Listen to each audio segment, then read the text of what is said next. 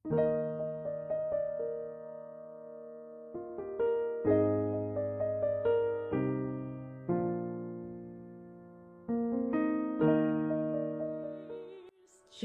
Bapak Ibu, sahabat terkasih dalam Kristus.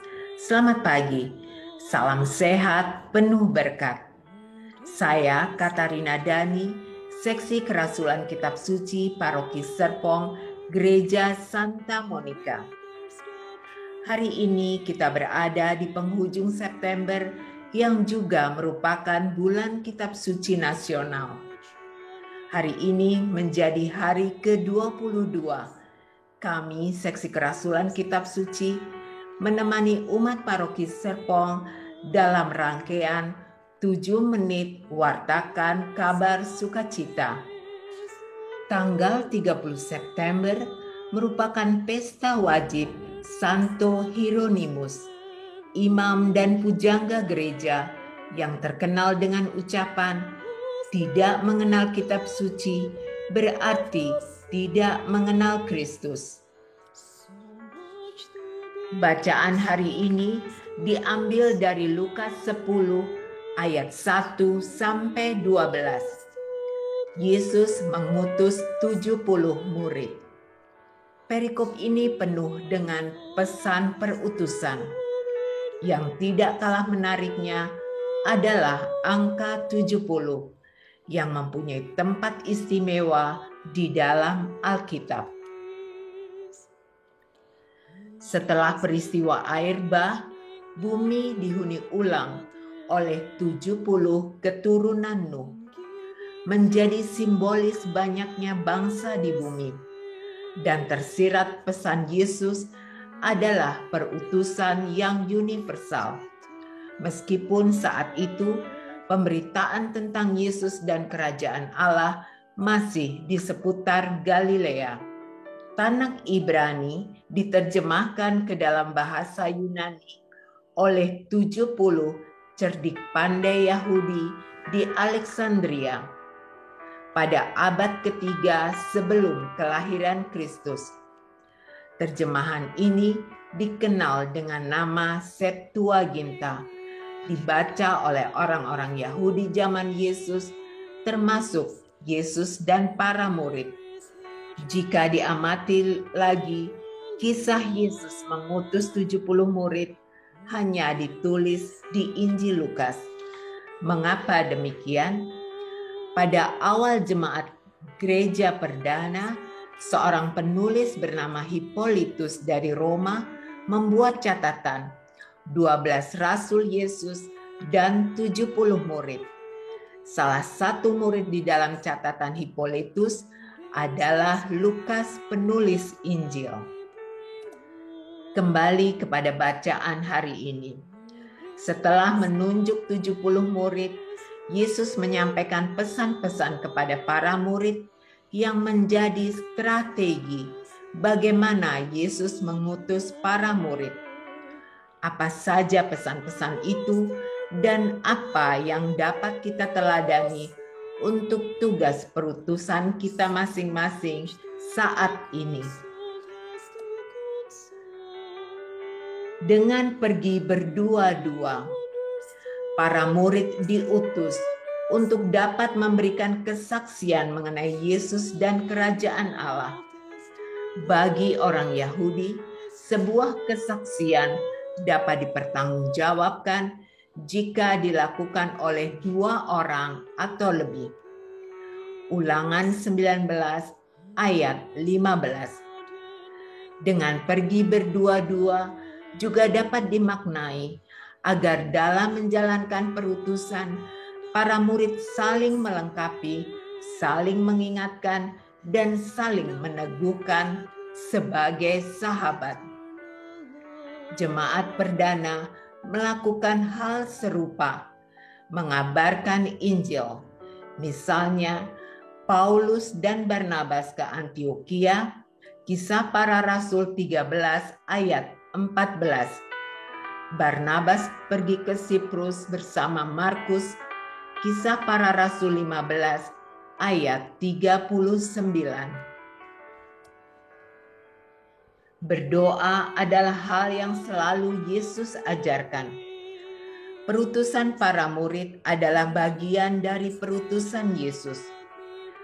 Banyaknya kota dan tempat yang hendak Yesus kunjungi akan menjadi banyak tuaian, sementara pekerja sedikit.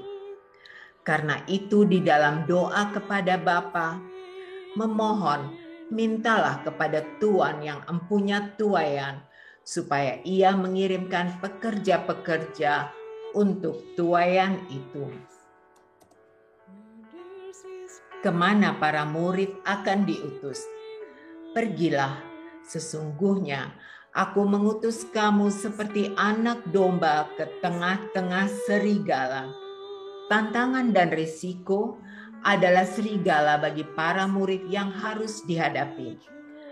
Namun para murid diingatkan untuk seperti domba, tetap menjadi kawanan domba yang tenang dan lekat bersandar kepada Sang Gembala sejati.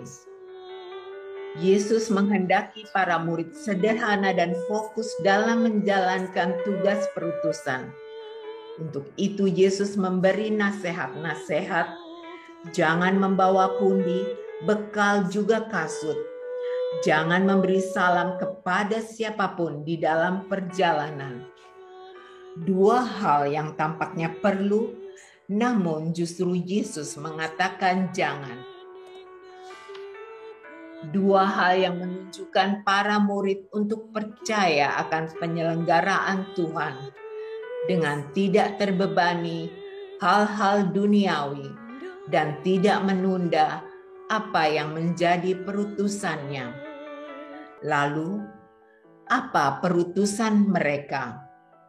Membawa salam damai sejahtera kepada setiap rumah siapa saja yang mereka kunjungi. Damai sejahtera yang diterima keluarga dalam rumah tersebut akan kembali menyambut dengan ucapan syukur. Ungkapan syukur, tanda kasih, jamuan makan dan minum diterima oleh para murid sebagai upah yang layak mereka dapatkan sebagai hasil kerja. Dan apabila ditolak, damai sejahtera itu kembali kepada para utusan.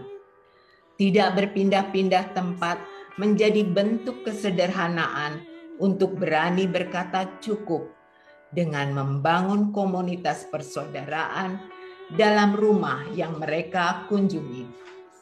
Perutusan terus berlanjut ke tempat yang lebih luas, dari satu rumah ke sebuah kota, memberitakan kerajaan Allah sudah dekat.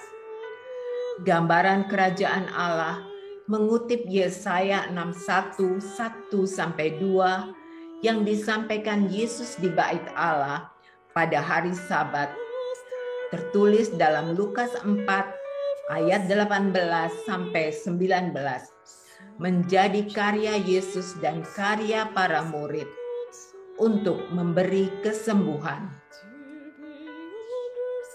Dalam menjalankan tugas perutusan, ada penerimaan dan sebaliknya ada penolakan.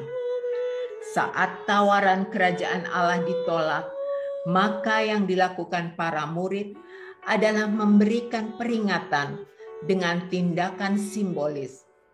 Pada saat itu, mengebaskan debu tanah dari kakinya. Penolakan terhadap para murid berarti penolakan terhadap yang mengutus. Dan menjadi tugas para murid menyampaikan peringatan Yesus yang cukup keras. Pada hari itu, Sodom akan lebih ringan tanggungannya daripada kota itu. Hari itu menjadi saat kedatangan Tuhan yang kedua kali. Peringatan keras Yesus adalah peringatan yang menyelamatkan dan membawa kembali cinta dan kasih Tuhan kepada damai sejahtera kerajaan Allah. Perutusan 70 murid menjadi perutusan kita. Mari hari ini mengambil langkah kecil menjadi pembawa damai sejahtera kerajaan Allah. Akhir kata, terima kasih kepada teman-teman, kepada Bapak, Ibu, dan sahabat. Terima kasih kepada tim 7 menit Wartakan Kabar Sukacita. Salam sehat, penuh berkat, dan kasih-Nya senantiasa menyertai kita. Amin.